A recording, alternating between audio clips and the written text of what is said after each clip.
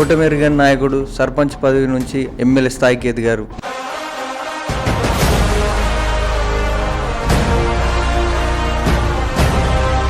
మనం ఏ పదవికి అయితే ఎన్నికైతామో ఆ పదవికి వన్నీ తెచ్చే విధంగా పని చేయాలి.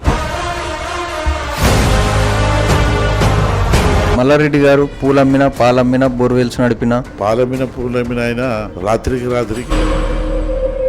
రాజశేఖర రెడ్డి పుణ్యాన్ని కాలేజీలు పెట్టిండు. పార్టీకి లాభం చేసినా తప్ప పార్టీకి నష్టం చేయలేదు. టికెట్ ఇవ్వకుండా మైనంపల్లి హనుమంతరావు గారికి ఇస్తే సహకరిస్తారా? ప్రజాస్వామ్యంలో మొట్టమొదటి మనం విలువలు కాపాడుకోవాలి.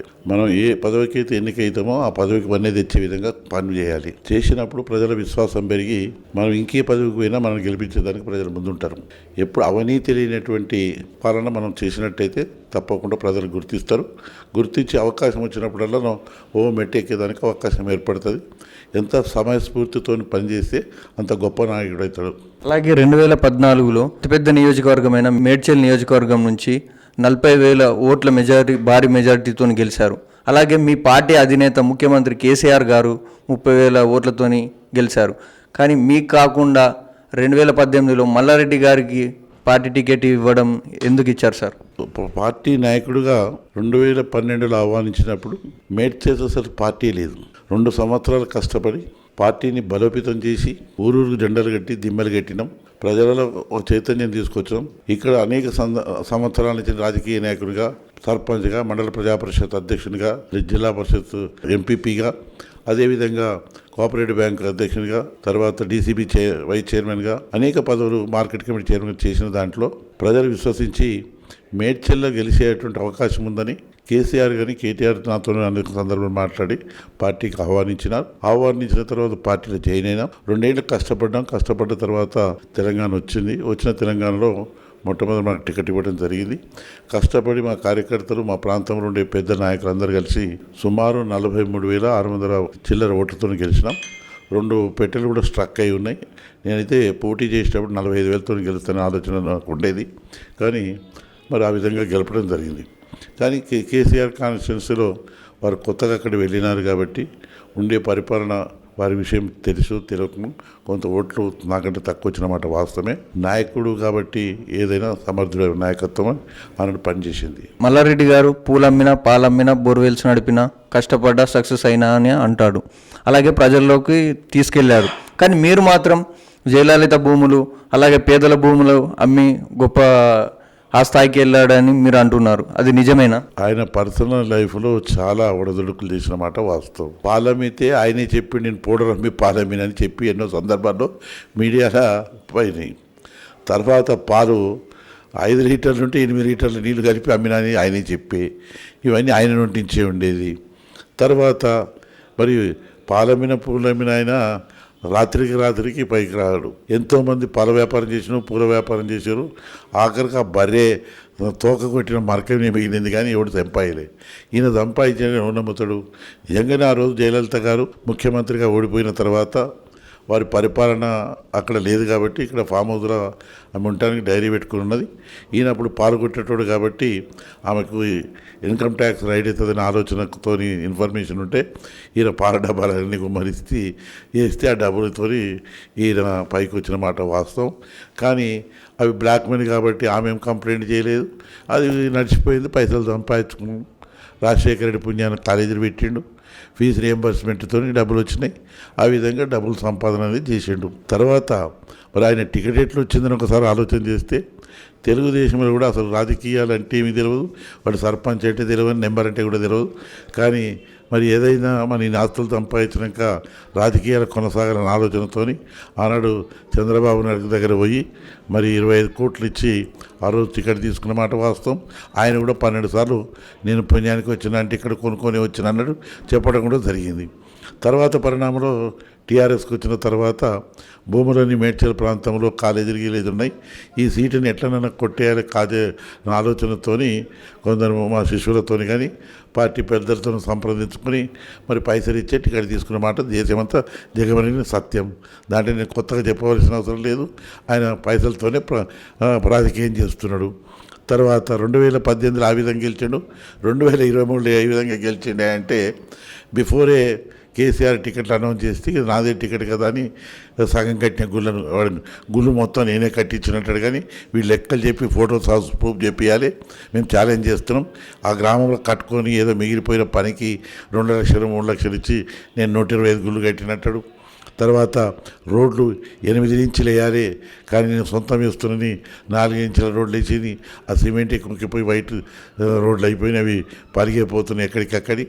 అయినా ఎలక్షన్ కోడ్ ఉన్నప్పుడు ఇలాంటి సొంత నిధులతోని డబ్బులను మభ్యపెట్టి ప్రజలను సమీకరించుకొని గెలుసుడు చట్టరీత్యా తప్పు. ఏది ఎలక్షన్ కమిషన్ కూడా ఈయన మీద ఎంక్వైరీ చేయవలసిన అవసరం ఉంది. ఎందుకంటే కొత్త ఎన్ని కన్స్ట్రక్షన్ అయిన లిస్ట్ అయితే ఉన్నది, ప్రతి గ్రామంలో కూడా కట్టినటువంటిది డేట్లతో సహా ఉన్నాయి. ఎలక్షన్ కోడ్ ఎలక్షన్ నోటిఫికేషన్ వచ్చిన తర్వాత ఏ వ్యక్తి కూడా సొంత డబ్బులతో చేపించాల్సిన అవసరం లేదు.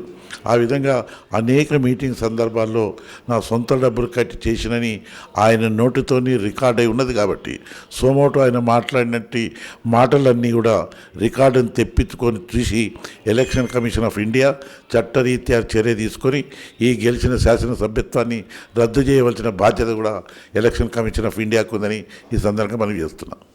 అలాగే బీఆర్ఎస్ పార్టీలో మీరు ఉన్నప్పుడు కేసీఆర్ గారు 10 ఏళ్ళు ముఖ్యమంత్రిగా చేసినప్పుడు కేసీఆర్ గారిని ఎన్నిసార్లు కలిశారు మీరు ఎమ్మెల్యేగా ఉన్నప్పుడు? అలాగే ఇప్పుడు సామాన్య కార్యకర్తగా రేవంత్ రెడ్డి గారిని ఎన్నిసార్లు కలిశారు? ఇప్పుడు నేను ఎమ్మెల్యేగా ఉన్నప్పుడు ఏదో కారణం చేత ఎమ్మెల్యే దగ్గరికి ముఖ్యమంత్రి దగ్గర పోతుంటిమి. అది పాత సెక్రటరియట్ ఉన్నప్పుడు ఈజీగా పోతుంటే ఈజీగా వస్తుంది. ఎప్పుడైతే సెక్రటరియట్ కూలగొట్టాలని ఆలోచన వచ్చిందో, సెక్రటరియట్ రాకుండా ఉండాలని ప్రగతి భవన్ కట్టుకున్నాడో, ప్రగతి భవన్ కట్టుకున్న తర్వాత రిస్ట్రిక్షన్స్ అన్ని పెంచి అక్కడికి పోయినా కానీ మీకు ఇంటర్వ్యూ లేదు, మీకు ఇంటర్వ్యూ ఉంటేనే లోపలికి పిలుస్తామనే సందర్భాలు అనేకమైనాయి. నాకే కాదు, నాకు మంత్రులకు కూడా జరిగినటువంటి మాట పత్రికలు వచ్చి మంత్రులు కూడా చెప్పారు. తర్వాత రెండోసారి అధికారంలోకి వచ్చిన తర్వాత ఏమాత్రం కూడా ఏ ప్రజాప్రతినిధి కూడా పట్ల విశ్వాసం ఉండి కాన్ఫిడెన్స్ తీసుకొని మాట్లాడిన సందర్భం లేదు. వారు ఏది చెప్తే అదే నడవాలి, రూల్ ఆఫ్ లా ఇష్టం వచ్చినట్టు చేసిండు. కాబట్టి మూడోసారి ప్రజలు ఆయన ఇంటికి పంపారు. అలాగే ఎమ్మెల్యే స్థాయి పోస్టు మీ కొడుకు శరత్ చంద్రారెడ్డికి జెడ్పీ చైర్మన్ పదవి ఇచ్చారు. మరి బీఆర్ఎస్ పార్టీలో ఉండకుండా కాంగ్రెస్ పార్టీలో ఎందుకు చేరారు? జెడ్పీ చైర్మన్ ఎవడు గెలుస్తాడు వానికి ఇచ్చి మాది మమ అనిపించుకుంటానని వాళ్ళ ప్రేమతో ఇచ్చింది కాదు, మేము అడిగింది కాదు. పార్టీ ఇచ్చినప్పుడు లైన్లో పార్టీ సిద్ధాంత ప్రకారం మనం నిలబడ్డం చేసి పార్టీని గెలిపించుకున్న జెడ్పీ చైర్మన్. పార్టీకి లాభం చేసినాం తప్ప పార్టీకి నష్టం చేయలేదు ఆ పదవి. మరి కాంగ్రెస్ పార్టీలోకి ఏదైనా చైర్మన్ పదవి గురించి వెళ్ళారా, లేకపోతే ముందే కమిట్మెంట్తోని ఎమ్మెల్సీ కానీ మల్కాజ్గిరి ఎంపీ స్థానం గురించి వెళ్ళారా? నేను పార్టీకి వెళ్ళటానికి ప్రధాన కారణం టీఆర్ఎస్లో ప్రజాస్వామ్య విలువలు లేవు, కాంగ్రెస్ పార్టీలో ప్రజాస్వామ్య విలువలు ఉంటాయి. ఏదేమైనా మూడోసారి ప్రజలు మార్పు కోరుతున్నారు. ప్రజల నాడిని ఆలోచన చేసి 4 నెలల మొదలు కేటీ రామారావుతో కానీ వారు హరీష్ రావుతోని మాట్లాడిన సందర్భాలు చెప్పినాం. టీఆర్ఎస్ ప్రభుత్వం వచ్చేది కష్టం, నెక్స్ట్ కాంగ్రెస్ గవర్నమెంటే వస్తుందని కూడా చెప్పడం. ఆ విధంగా ప్రజల నాడిని బట్టి ప్రజలతో విశ్వాసం ఉండే పార్టీగా కాంగ్రెస్ పార్టీ అనేది దేశానికి త్యాగం చేసినటువంటి పార్టీ. ఇందిరాగాంధీ దేశం కోసం త్యాగం చేసి చనిపోయిన తర్వాతనే వాళ్ళకు కూడా అధికారంలో వచ్చాడు. కాబట్టి కానీ ఇప్పుడు కేసీఆర్ ముఖ్యమంత్రి ఉండగానే కొడుకు మంత్రి, అల్లుడు మంత్రి, బిడ్డు మంత్రి, సడ్డకొడుకు రాజ్యసభ ఇట్లా వాళ్ళ కుటుంబంలో లేదు. దేశం కోసం త్యాగం చేసి ఇందిరాగాంధీ చనిపోతే ఆ ప్లేసులో పార్టీని బతికించుకోవడానికి ఆమె కుమారుని పెడితేనే బాగుంటుందని అక్కడుండే ప్రజాప్రతినిధుల నిర్ణయం మేరకు రాజీవ్ గాంధీ గారు ప్రధానమంత్రి అయినారు. తర్వాత వారి పరిపాలన సాగుతున్నప్పుడు మరి ఐటీ తమిళ మిలిటెంట్లు వీళ్ళందరూ కలిసి ఆయన చంపాలనే ప్రయత్నం జరిగినప్పుడు మరి ఆయన తమిళనాడులో చనిపోవడం జరిగింది. అప్పుడు కూడా మరి సోనియా గాంధీ ఏదో కాంగ్రెస్ పార్టీ పగ్గాలు చేపట్టాలని రాలే. అప్పుడు కర్పూర్ ఆయన బీహార్ ఆయనను ఏఐసిసి అధ్యక్షుని చేసి 2 సంవత్సరాల తర్వాత అందరూ ఒప్పందం చేస్తే ఆమె ఏఐసిసి అధ్యక్షురాలు అయ్యింది. ఆ విధంగా ఆ ఏఐసి అధ్యక్షురాలై పార్టీని గాడిలో పెట్టేదానికి ప్రయత్నం జరిగింది. తర్వాత ఆ విధంగా మన్మోహన్ సింగ్ గారిని ప్రధానమంత్రి చేయాలన్నప్పుడు వాళ్ళు ఏమాత్రం కూడా పదవిని ఆశించకుండా వాళ్ళు కావాలంటే వాళ్ళు కానీ వాళ్ళ కుమారుడు రాహుల్ గాంధీ అయ్యేటోళ్ళు కానీ వాళ్ళకి పదవుల పట్ల ఆశ లేదు. పార్టీ బతకాలి, పేదవాళ్ళకి న్యాయం జరిగే విధంగా ఉండాలని మన్మోహన్ సింగ్ను ప్రధానమంత్రి చేస్తే వారి నాయకత్వంలో దేశంలో ఆర్థిక సంస్కరణలు చేసి ఈ దేశంలో గాడి పెట్టేటువంటి మహానాయకుడు మన్మోహన్ సింగ్. వారు చేసినటువంటి ఆలోచన మేరకే ఇలా బీజేపీ ప్రభుత్వంలో కూడా మరి కొంత ఇబ్బంది లేకుండా ఫైనాన్షియల్ క్రైసిస్ లేకుండా నడుస్తున్నమాట. మరి అనేక సందర్భాల్లో BJP prime minister also himself told, ఆయన కూడా చెప్పడం జరిగింది. ఈ విధంగా అనేక సంస్కరణలు చేసి ప్రజాస్వామ్య విలువలు కాపాడేటువంటి పార్టీ కాంగ్రెస్ పార్టీ కాబట్టి మన ఇక్కడ ఆల్టర్నేటివ్ కాంగ్రెస్ పార్టీ ఉంటుంది కాబట్టి అందుకోసం కాంగ్రెస్ పార్టీలో జాయిన్ అయ్యటం జరిగింది. కానీ జాయిన్ అయ్యేటప్పుడు ఏ పదవుల కోసం అవసరపడి జైలు కాదు. ఏది ఏమైనప్పుడు టీఆర్ఎస్ పార్టీ ప్రజలను మోసం చేస్తుంది. టీఆర్ఎస్ మనం ఓడగొట్టేదానికి నా వంతు నేను కృషి చేయాలన్న ఆలోచన మేరకే కాంగ్రెస్ పార్టీకి బయలుదేరాను. మీ సేవా కార్యక్రమాలు గుర్తించి మల్కాజ్గిరి ఎంపీ సీట్ నుంచి పోటీ చేయమని అవకాశం ఇస్తే చేస్తారా? నేను ప్రస్తుతానికి కాంగ్రెస్ పార్టీ దరఖాస్తులు కూడా స్వీకరించింది. నేను ఎక్కడ దరఖాస్తు పెట్టాలన్న ఆలోచన కూడా నాకు లేదు. పార్టీ హైకమాండ్ సుధీర్ రెడ్డి గారు గెలుస్తారని వాళ్ళ ఆలోచన ఇట్లుండి చేయమని చెప్తే తప్పకుండా నేను పోటీ చేస్తాను. కానీ టికెట్ కోసం ప్రాకలాడి టికెట్ తెచ్చుకోవాలనే ప్రయత్నం అయితే నేను లేను. మీకు టికెట్ ఇవ్వకుండా మైనంపల్లి హనుమంతరావు గారికి ఇస్తే సహకరిస్తారా? నేను ఎవరికి ఇచ్చినా సహకరిస్తాను. నాకంటే జూనియరు ఉన్నటువంటి ఏమీ లేనటువంటి జంగయ్య యాదవ్కి ఇస్తేనే ఎంబడేసుకొని సహకరించి గెలిచించడానికి ప్రయత్నం చేసిన.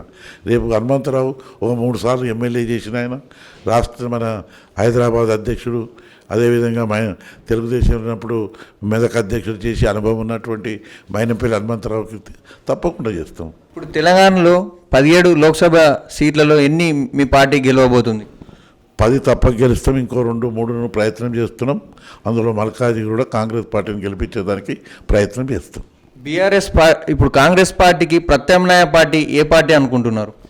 ఆల్ ఇండియా లెవెల్లో ఈరోజు ఎన్డీఏ కూటమి, ఇండియా కూటమి అనేది 2 ఏర్పడ్డాయి. మేము ఇండియా కూటమిలో కాంగ్రెస్ పార్టీ ప్రధాన పార్టీ ఉంటుంది. కొన్ని పార్టీలు మరి కలిసినప్పటికీ కొన్ని కారణాల వల్ల పక్కకు పోతున్నట్టు సమాచారం ఉన్నప్పటికీ ఆల్ ఇండియా లెవెల్లో between fight NDA and India party. అందుకోసం తప్పకుండా మాకు ప్రత్యేక పార్టీ ఇక్కడ తెలంగాణలో కూడా బీజేపీ ఉంటుంది. కానీ బీఆర్ఎస్ అనేది 1-2 సీట్లకే పరిమితం అవుతుంది.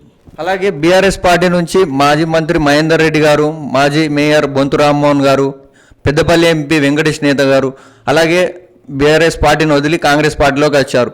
అసలు బీఆర్ఎస్ పార్టీ అనేది ఉంటుందా? ఇప్పుడు ప్రజలలో కానీ నాయకులకు కానీ పార్టీ పట్ల విశ్వాసం ఉంటేనే పార్టీ కొనసాగుతుంది.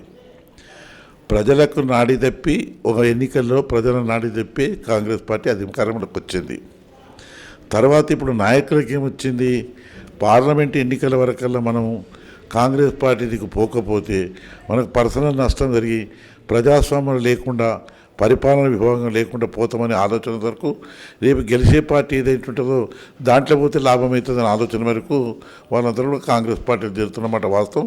చాలామంది లైన్లు ఉన్నాయి. కానీ మరి హైకమాండ్ కానీ గౌరవ ముఖ్యమంత్రి పిసిసి అధ్యక్షుడు రేవంత్ రెడ్డి కానీ దర్వాజాలు తెరిస్తే ఎంతమంది జాయిన్ అయ్యడానికి రెడీ ఉన్నారు. స్టేషన్ గన్పూర్ ఎమ్మెల్యే కడియం శ్రీహరి గారు రానున్న రోజుల్లో కాంగ్రెస్ పార్టీ కూలిపోతుంది, బీఆర్ఎస్ పార్టీ అధికారంలోకి వస్తుందని అంటున్నారు. కడియం శ్రీహరి గారు కూడా ఆలోచన చేయాలి. నేను వారి పట్ల వ్యక్తిగత కామెంట్ చేయలేకపోతున్నా కానీ వారు అనుభవజ్ఞుడు, ఒక ప్రొఫెసర్, అదేవిధంగా తెలుగుదేశంలో అనేక పదవులు నిర్వహించినటువంటి వ్యక్తి. ఆ మార్కెటింగ్ చేసిండు, ఇరిగేషన్ మంత్రిగా చేసిండు, మరి ఇక్కడ డిప్యూటీ సీఎం ఎడ్యుకేషన్ మంత్రిగా కూడా చేసిండు. కానీ అలాంటి వ్యాఖ్యలు ఆయన నోటి నుంచి రావాల్సి లేకుండే ఏ సందర్భంలో అన్నాడో ఎందుకు అన్నాడో ఆ వివరాలు నాకు తెలియదు. ఏదేమైనా ప్రజాస్వామ్యాన్ని ప్రజలు గెలిపించినటువంటి ప్రభుత్వాన్ని మరి ఎవరైనా గౌరవించాలి. అలాంటి మాటలు మాట్లాడడం వాళ్ళ నైతిక విలువలకే వదిలిపెడుతున్నాం. అలాగే కాంగ్రెస్ పార్టీ మాజీ ఎమ్మెల్యే జగ్గారెడ్డి గారు లోక్సభ ఎన్నికల తర్వాత 25 ఎమ్మెల్యేలు, బీఆర్ఎస్ 25 ఎమ్మెల్యేలు కాంగ్రెస్ పార్టీలోకి వస్తున్నారు అంటున్నారు. మరి వారికి ఏ సమాచారం ఉందో, వారికి అంతర్గతంగా ఏ సమాచారం ఉందో వారిని అడగాలి తప్ప నాకు ఆ సమాచారం లేనిది నేను జవాబు ఇవ్వటం అంత న్యాయం కాదు. అలాగే యువ నాయకులకు బల్మూరి వెంకట్ కానీ అలాగే మహేష్ కుమార్ గౌడ్ కానీ ఎమ్మెల్సీ టికెట్లు ఇచ్చారు కాంగ్రెస్ పార్టీ నుంచి. యువతకు అవకాశాలు ఇస్తుందని అనుకుంటున్నారా? ఆల్రెడీ బల్మూరి వెంకట యువత కాకుండా ఆయన ముసలైన కాదు. అదే మహేష్ గౌడ్ కూడా ఎన్ఎస్లో పనిచేసినోడే, ఆయన కూడా పెద్ద ఏజ్ ఏమి కాదు. ఇద్దరు కూడా ఎలిజిబుల్ ఉండి న్యాయంగా ఇచ్చారు. ఒక బీసీకి ఒక ఓసీకి ఇచ్చారు. అదేవిధంగా రాజ్యసభకు ఆలోచన చేసినప్పుడు ఒక యువకునికి యాదవ్కి ఇచ్చారు. ఒక కమ్మ ఏదైతే ఖమ్మం మనకు ప్రాతినిధ్యం వహించేటువంటి ఆమె ఎక్స్ ఎంపీ ఉంది కాబట్టి రేణుకా చౌదరి గారికి అక్కడ ఖమ్మం బెల్ట్ ఎక్కువ ఉంటుంది కాబట్టి ఖమ్మంలోకి ఇస్తే న్యాయం జరుగుతుందని వాళ్ళకి ఇచ్చారు. హైదరాబాద్లో యాదవులు ఎక్కువ ఉంటారు, వాళ్ళ తండ్రికి ఆల్రెడీ టికెట్ ఇచ్చినాక ఓడిపోయిండు, ఆ కాస్ట్ని మనం గౌరవించుకోకుంటే బాగుంటుందని ఆ పిల్లవాడు కూడా యూత్ కాంగ్రెస్లో చాలా కష్టపడి కూడా పనిచేసిండు. లాస్ట్ టైమే మరి అక్కడ అసెంబ్లీ టికెట్ ఇవ్వాలనుకున్నప్పటికీ కొన్ని కారణం వలన వాళ్ళ తండ్రి గారికి ఇవ్వటం, తండ్రి గారు అనుకోకుండా ఓడిపోవడం జరిగింది. కాబట్టి ఓడిపోయిన వాళ్ళకు ఇవ్వద్దన్న ఆలోచన ఉండే మరి ఏ విధంగానో మాత్రం ఓడిపోయిన వాళ్ళకి ఏ పదవులు ఇవ్వకుండా కొత్త వాళ్ళని ఎంకరేజ్ చేయాలనేది మరి కాంగ్రెస్ పార్టీ యొక్క ఆలోచన మేరకు పనిచేస్తుంటే గమనిస్తున్నాం. ఆ విధంగా ప్రతి యువకుని కూడా రాబోయే కాలంలో మంచి అవకాశాలు కాంగ్రెస్ పార్టీలో ఉంటాయి. బీఆర్ఎస్ ప్రభుత్వం ఏమంటుందంటే బీజేపీ కూడా గ్యారంటీ పథకాలు అమలు కానీ ఇచ్చారు, ప్రజలను మోసం చేసి అధికారంలోకి వచ్చాయని అంటున్నారు. ఏ పార్టీ కూడా ఒక మేనిఫెస్టో ఇస్తుందండి, ఇచ్చినాక ఆ మేనిఫెస్టోను 5 ఏళ్ళలో పూర్తి చేయాలి. 5 ఏళ్ళలో పూర్తి చేయక మనం కొత్త మేనిఫెస్టోని తీసుకొని పోతే ప్రజలు అప్పుడు తిరస్కరిస్తారు. కానీ ఎక్కకముందే 2 ఏళ్ళు కాకముందే మేనిఫెస్టో ఏదైనా ఉరుకులాడినట్టు, చిత్తకార్తెలు వస్తే కుక్కలు ఉరుకులాడినట్టు వీళ్ళు ఉరుకులాడటం అంత మంచి పద్ధతి కాదు. ప్రజాస్వామ్యంలో ఏ ప్రభుత్వానికైనా ఒక 2-2.5 సంవత్సరాల టైం ఇచ్చి మనం అప్పుడు విమర్శిస్తే బాగుంటుంది తప్ప అనవసరమైన రాద్ధాంతం చేసి పవర్ పోయిందని ఇటు బీఆర్ఎస్ వాళ్ళు మా కేంద్రంలో అధికారం ఉందని వాళ్ళు ఏ మాటలు మాట్లాడినా అంత విలువ లేని మాటలు ప్రజలు సహించరు. ఆల్రెడీ ఒకసారి కర్రు వాత పెట్టారు కాబట్టి భవిష్యత్తులో ఇంకే ఎన్నికలు వచ్చినా కానీ కాంగ్రెస్ పార్టీ గెలిపించడానికి ప్రజలు సరిగ్గా సిద్ధంగా ఉన్నారని మనం చేస్తున్నాం. అలాగే డీకే శివకుమార్ గారు ఐటీ కంపెనీలు తీసుకుపోతున్నారు కర్ణాటక అని అంటున్నారు. ఇది పచ్చి అబద్ధం అండి. ఆల్రెడీ కర్ణాటకలో ఎస్టాబ్లిష్ అయి ఉన్నటువంటి ఈవెన్ దో హైదరాబాద్ కంటే కూడా అక్కడ ఎస్టాబ్లిష్ అయినవి ఉన్నాయి. కానీ మనది ఏంటంటే భారతదేశంలో సేఫెస్ట్ జోన్ ఆఫ్ తెలంగాణ, అది ఓన్లీ హైదరాబాద్. ఇక్కడ ఎర్త్కేక్ రాదు, లేబర్ చీఫ్, వర్షాలు మామూలుగా ఉంటాయి, మరి ఏది కూడా ఇబ్బంది లేకుండా జరిగేటువంటి ప్రాంతం హైదరాబాద్. అందుకోసం ఇంటర్నేషనల్ కంపెనీలని వాళ్ళ హెడ్ ఆఫీసులను ఇక్కడ ఏర్పాటు చేసుకోవాలని, ఈ హెడ్ ఆఫీసుల ద్వారా వాళ్ళ కమ్యూనికేషన్ సిస్టాన్ని డెవలప్ చేసుకొని ఎప్పటికప్పుడు మరి వాళ్ళు జరుగుతున్నారు భారతదేశం నుండే ప్రపంచ దేశం నుండే వాళ్ళ ఫ్యాక్టరీలను అనుసంధానం చేసుకోవడానికి హైదరాబాదును కేంద్రంగా వాడుకొని చేస్తున్నటువంటి వాస్తవం. అందుకనే హైదరాబాదు ఐటీ క్యాడర్ సెక్టర్కు ప్రధాన భూమిక పోషిస్తుందని మనం చేస్తున్నాం. అలాగే ఉత్తమ్ కుమార్ రెడ్డి, రేవంత్ రెడ్డి గారు కాళేశ్వరం ఒక స్కామ్ అని అంటున్నారు. అలాగే బీఆర్ఎస్ వాళ్ళు 1 కోటి ఎకరాలకు నీరు అందించామని అంటున్నారు. ఇప్పుడు లిఫ్ట్ల ద్వారా 1 కోటి ఎకరాలకు ఇచ్చినది అసంభవం. కొన్ని చెరువులకు మాత్రం వర్షాలు కూడా మంచి సమృద్ధిగా పడ్డాయి, కొన్ని చెరువులకు నీళ్లు వదిలి మాత్రం కొంత నింపిన మాట వాస్తవమే. కానీ మరి 1,00,000 ఎకరాలు అయితే వాళ్ళు పండియలేదు. పండించినట్టయితే పండించిన ధాన్యం ఈక్వల్ వస్తుంది. మరి ఆల్రెడీ ఉన్నటువంటి సాగునీటి వనరులు ఉన్నట్టు కానీ బోర్ల కానీ ఎక్కువ పండిస్తూ ఉన్నారు జనము. ఎందుకంటే వర్షాలు సమృద్ధిగా ఉంటాయి కాబట్టి ఎక్కడ కూడా ఆయకట్టు పెద్ద పెరగలేదు. ఏదో గొప్పలు చెప్పుకుంటాం, మేము పని చేసినామని గొప్పలు చెప్పుకుంటున్నారు. చెప్పుకునేదానికి ప్రజలు నిర్ణయించారు కదా, ఆ విధంగా రేపు కూడా ఏం గొప్పలు చెప్పుకున్నా ప్రజలు నిర్ణయిస్తారు. అలాగే ఇది కాంగ్రెస్ నాయకులు అంటే ప్రభుత్వం రాలేదు, ఒక నిరుద్యోగులు అనుకుంటే ప్రభుత్వం వచ్చిందని అంటున్నారు. అలాగే నిరుద్యోగులకు సమస్యలు లేరి నోటిఫికేషన్లు వస్తాయా? ఆల్రెడీ పోలీస్ డిపార్ట్మెంట్లు ఇచ్చారు, హెల్త్ డిపార్ట్మెంట్లు ఇచ్చారు. ప్రతి డిపార్ట్మెంట్లో రాబోయే 1 సంవత్సరంలో 2 మేమే నోటిఫికేషన్ ఇస్తే అవి ఎన్నికల తర్వాత రిజల్ట్ వచ్చినాయి, మేమే బీఆర్ఎస్ ప్రభుత్వం ఇచ్చిన పోస్టులనే మీరు చెప్పుకుంటున్నారని అంటున్నారు. ప్రభుత్వం ఎవడిచ్చిండు అనేది ప్రజలు చూస్తారు తప్ప మేము నిర్ణయించినాం ఇంటికాడమని ఎందుకు నిర్ణయించడం, ఎందుకు ఇలా ఆ రోజే కట్ ఆఫ్ డేట్ పెట్టి ఎందుకు ఇవ్వలేదు? గ్రూప్ 1 పరీక్షలు పెట్టి పేపర్ లీకేజ్ చేసి ఆ పోరాటాన్ని ఎంత అవస్థ పెట్టినావు, కూడా ఆత్మహత్యలు చేసుకున్నారు. అసలు నువ్వు పబ్లిక్ సర్వీస్ కమిషన్ ఏర్పాటు చేసిన తర్వాత పబ్లిక్ సర్వీస్ కమిషన్ నుంచి ఎన్ని పోస్టులు ఇచ్చినా వైట్ పేపర్తో చెప్పు. అది ప్రత్యక్షంగా డిఎస్సిని 9 ఏళ్ళు ఉంటే ఒక్కసారి డిఎస్సి ఇచ్చినావు, 8 ఏళ్ళు డిఎస్సి పెట్టి టీచర్లని పెట్టలేదు. విన్నావా? దుర్మార్గమైన పని. ఇంత పోలీస్ వ్యవస్థలో ఇంత మోటార్ గీటాలు కొని తిరగటానికి చేసినావు తప్ప ఏ వ్యవస్థ నిర్జీవమై ఉన్నది? అసలు ఎంవీఓలు అనేటువంటి రాష్ట్రంలో 600 పైచిలకు మండలాలు ఉంటే ఎంవీఓలు లేరు. హెడ్ మాస్టర్ని ఎంవీఓలు పెడితే ఇక్కడ చదువు చెప్పాలన్నా ఎంవీఓని చేయాలన్నా? బీఆర్ వ్యవస్థ రెవెన్యూ వ్యవస్థ అస్తవ్యస్తం చేసి తిరిగి అస్తవ్యవస్థ చేసి అన్నీ ఉండే ఎంఆర్ఓకి ఉండే అధికారాలను కలెక్టర్ ఉండే సిఎల్ఆర్కి ఇచ్చి రోజు ఆఫీసర్స్ ఉంటే పేదోడు తిరుగుతారా? ప్రతి ఎకరం అర్ధ ఎకరం కాలువ పోతే దాన్ని ప్రొబిటర్లో పెడితే వాడు తిరగలేక వస్తుండు. పాస్బుక్లలో అన్ని కొర్రీలు. ఇలాంటివి ధరణి వలన పేద ప్రజలు ఎంత నష్టపోతున్నారో ఒకసారి మనం ఆలోచన చేయాలి. మీదేం పోతుంది? ధరణి లాక్ని చేస్తున్నారు, ధరణి తెరుచుకుంటారు, చేసుకుంటారు. ఇంకా చెప్పాలంటే సిఎల్ఆర్ దగ్గర జరిగిన అవినీతి ఎలక్షన్ రోజులలో కూడా పోలీస్ ఎస్కాట్లను పెట్టుకొని పైసలు వసూలు చేసుకొని పోయి అక్కడ మరి భూములన్నీ కూడా రెగ్యులరైజ్ చేసి పాస్బుక్లు ఇష్యూ చేసిన పరిస్థితి ఉన్నది. అప్పుడు డబ్బులు సిఎల్ఆర్ తినడా లేదా ప్రభుత్వానికి పోయినాయా అది ఎంక్వైరీ చేయాల్సిన అవసరం కూడా ఉన్నది. రానున్న రోజుల్లో కాంగ్రెస్ ఎన్ని సంవత్సరాలు ప్రభుత్వం రాబోతుంది? ఎవరైనా ప్రజలు న్యాయ నిర్ణేతలు. ఈ రాష్ట్రంలో తెలుగుదేశం ప్రభుత్వం చంద్రబాబు ప్రభుత్వాన్ని 10 ఏళ్ళు ఉంచారు. తర్వాత రాజశేఖర రెడ్డి ప్రభుత్వాన్ని, అంటే రాజశేఖర రెడ్డి గారు 5 సంవత్సరాల నుంచి మళ్ళీ 5 సంవత్సరాలకు ఆయన ఎన్నికలు పోతే ఆయన హఠాత్ మరణం చెందినప్పటికీ రోషయ్య గారు ముఖ్యమంత్రి, తర్వాత కిరణ్ కుమార్ రెడ్డి ముఖ్యమంత్రిగా 10 ఏళ్ళు కొనసాగింది. తర్వాత తెలంగాణ వచ్చిన తర్వాత కేసీఆర్ నాయకత్వంలో 5 ఏళ్ళకి ఎన్నికలు జరపాలనుకుంటే అడ్వాన్స్గా 9 నెలలు మొదలైపోయి ఎన్నికలకు పోతే మరి మొదట 63 వస్తే 88 దాకా వచ్చి గెలిచినారు. కానీ అదే ప్రజలు చితకబాది ఇప్పుడు కూడా కొట్టారు. ఏ ప్రభుత్వమైనా పని చేయకపోతే 10 సంవత్సరాలు చూసి ప్రభుత్వాలను పక్కకు జరిపే శక్తి యుక్తి ఉన్నటువంటిది ఓటర్ మహాశయులు. అందులో ఓటర్లకు ఉన్నటువంటి విలువ ప్రపంచంలో ఇంక దేనికి లేదు. అలాగే మంత్రులు అన్ని వర్గాలకు న్యాయం చేసింది అనుకుంటున్నారా, లేకపోతే మళ్ళీ మంత్రివర్గ విస్తరణ ఉంటుందా? ఇప్పుడు చట్ట ప్రకారంగా మనకు 18 మంది మంత్రులు పెట్టుకోవచ్చు. కానీ ఉన్న పోర్ట్ఫోలియో ప్రకారంగా ఇంకా మన వైశాల్యంగా ప్రకారం తెలంగాణ వైశాల్యం పెద్దది. కానీ కాన్స్టిట్యూషన్ కొన్ని ఇబ్బందులు ఉంటాయి కాబట్టి 18 కంటే ఎక్కువ పెట్టుకుంటానికి వీల్లేదు. కాబట్టి ఇప్పుడు 12 మందితోనే మంచి ఎఫెక్టివ్ క్యాబినెట్ నడుస్తూ ఉంది. క్యాబినెట్ సంపూర్ణంగా డిస్కస్ చేసుకొని అందరూ ఉమ్మిడి బాధ్యత వహించి క్యాబినెట్ నిర్ణయం తీసుకొని ఈనాడు పనులు జరుగుతున్నాయి. కానీ గతంలో క్యాబినెట్ మీటింగ్ అనేది నామమాత్రంగా నడిచేది.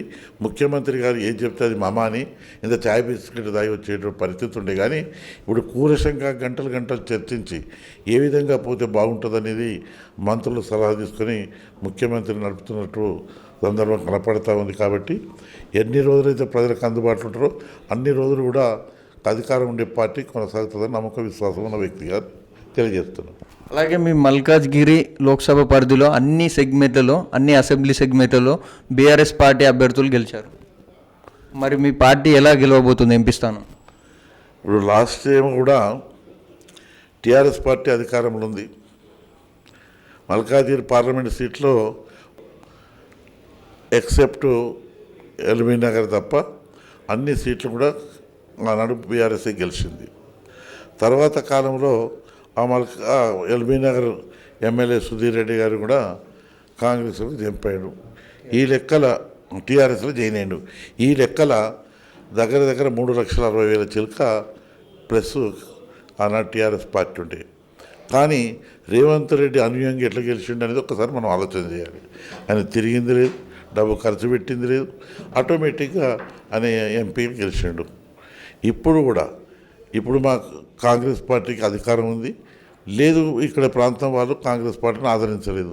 అయినా కాంగ్రెస్ పార్టీ గెలిచేదానికి అవకాశం ఉంది. ఎందుకంటే సర్కారు వాళ్ళు ఉన్నది కాబట్టి మనం ఎట్లైనా గెలిపిస్తామనే ఆలోచన ప్రజలకు ఉండేటువంటి ఉంటుంది, నమ్మకం విశ్వాసం ఉంది. ఏది ఏమైనప్పటికీ కూడా ఇలా కాంగ్రెస్ పార్టీ గెలుస్తుందనే ఆలోచనతోనే మేము పనిచేస్తాం.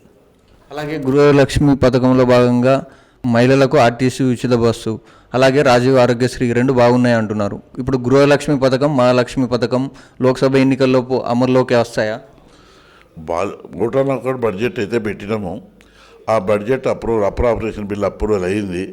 దాన్ని ఎట్లా చేస్తాము, ఏం చేస్తాము క్యాబినెట్ నిర్ణయం మేరకు సాధ్యమైనంత వరకు 2 గ్యారెంటీలు ఇచ్చినారు. ఇంకా 2 గ్యారెంటీలు 10 రోజుల నుంచి అమలు చేసేటువంటి ఆలోచన ఉంది. తర్వాత స్పేస్ మేరకుగా అన్ని గ్యారెంటీలను కూడా రాష్ట్ర ప్రభుత్వం తప్పకుండా అమలు చేస్తుందనే విశ్వాసంతో ప్రజలు నమ్మినారు, విశ్వసించారు, ఓట్లు ఇచ్చారు. కాబట్టి తప్పకుండా 6 గ్యారెంటీలు అమలు చేస్తాం. 6 గ్యారెంటీలే కాకుండా కొన్ని మరి హామీలు ఇవ్వడం కూడా జరిగింది. అవన్నీ కూడా తప్పకుండా అమలు చేసే బాధ్యత కాంగ్రెస్ పార్టీ తీసుకుంటుంది, ప్రభుత్వం కూడా తీసుకుంటుంది. నిరుద్యోగుల గురించి సమస్యలు తీరక కాలయాపన చేస్తుంది ప్రభుత్వం. టీఎస్ను టీజీ, అలాగే తెలంగాణ తల్లి బొమ్మను మారుస్తూ అంటారు.